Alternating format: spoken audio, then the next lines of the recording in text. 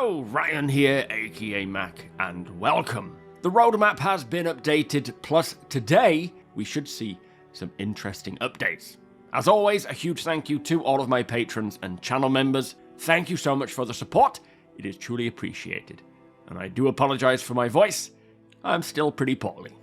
So before we get to the roadmap, let us talk about Alpha 4.2.1 and 4.3, which Cloud Imperium said yesterday that the goals for the end of the week are, for 4.2.1, they are working on further hotfixes for missing reward issues, as well as updating the freight elevators, as there are still issues with the event and the elevators getting bricked. So I suspect today we will see a new hotfix patch rollout for 4.2.1 on the live servers to further address these problems.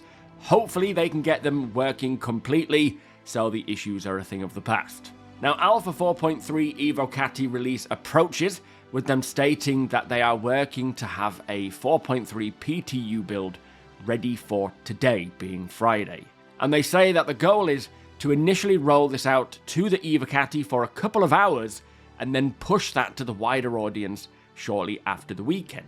Now, this is pretty interesting. Firstly, getting an Evo build out for 4.3 is exciting to me, as I am dying to see what these new abandoned underground facilities are like. So finally getting to check them out, but also getting it out to the wider audience is pretty cool, as this means the NDA will be lifted and we can actually stream it and make videos on all of the features. Now, we don't know if by wider audience they mean Wave 1, Wave 2 or beyond. My guess would be Wave 1 for the weekend, but we will have to see when the time comes. So quite a lot going on today. Hopefully we can see the freight elevators finally get sorted, and 4.3 hitting the PTU for more than the Evocati, so that we can get on with checking out Dynamic Snow, the underground abandoned facilities, now known as the Onyx facilities. So yeah, pretty excited for this, but still I don't expect a 4.3 live release until the end of this month, being August. So there is still plenty of time to grind away on the resource drive, provided you can get those elevators to work. Anyway, let us get to the latest updates on the roadmap.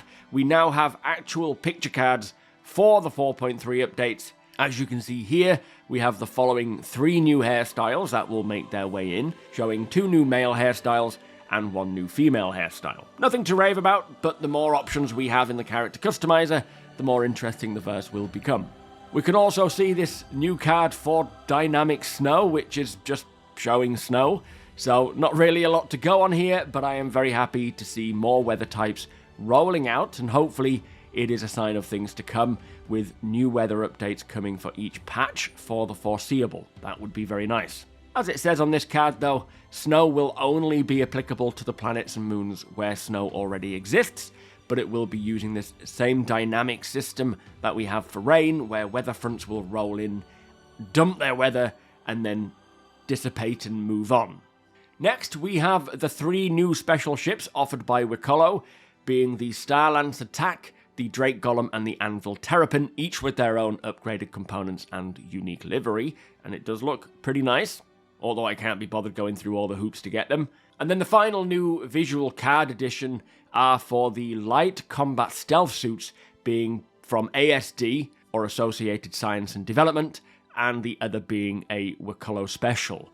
Now, I do love the hood on both of these. They really add a nice touch to this armor set. The helmet looks a little sad, but I am, as usual, very interested to see what these suits will offer by way of stats when Starware releases, offering various signature mitigation capabilities to match the wearer's signature's output, with them being stealth suits, plus made from materials that are likely audibly quiet. Now, next up, there has been a little shift around of a couple of cards.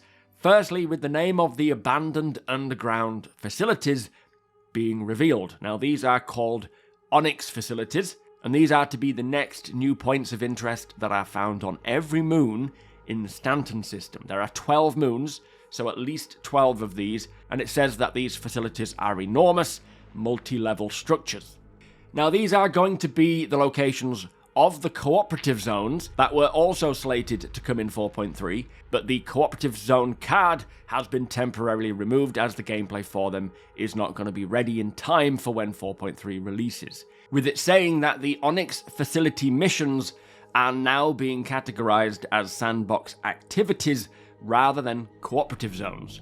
Now what this means is the gameplay that they had planned for these cooperative zones is not ready for 4.3 when it releases, so instead they have set up other missions or activities to take place here, which I assume is referring to the mission pickup on location card that is also slated for 4.3, unless they have plans for another type of sandbox activity to take place at these massive locations. Now personally, as much as it is going to be a refreshing change for many having actual non-combat specific activities to take part in, I'm far more interested in these locations than the missions they provide. Sure, the missions are cool and all, but I play Star Citizen for that organic and dynamic experience rather than the on-rails missions, so I'm not too fussed about them getting pushed until a later patch, as I will certainly have a lot more fun just exploring these huge Onyx facilities, and I can't wait to see what they look like and what they offer in terms of loot and lore.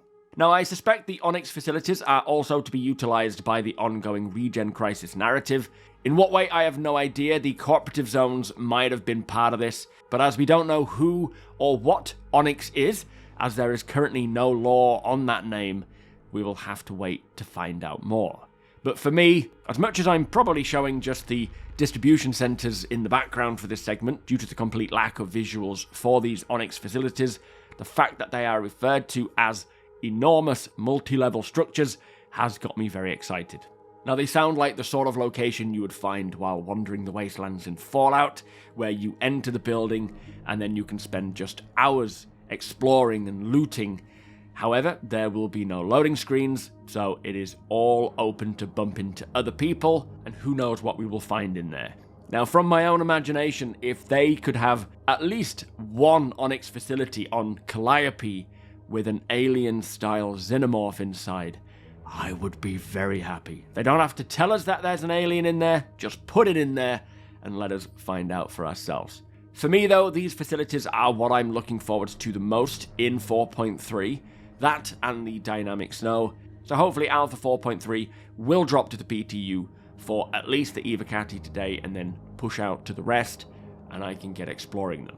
But there you go, that is the latest on the Star Citizen front. Happy to see that they are still working to fix the freight elevators. They have been an absolute nightmare since this patch went live, since 4.2.1 went live. But as well as 4.3 being on the cusp of making its rollout, looking forward to that.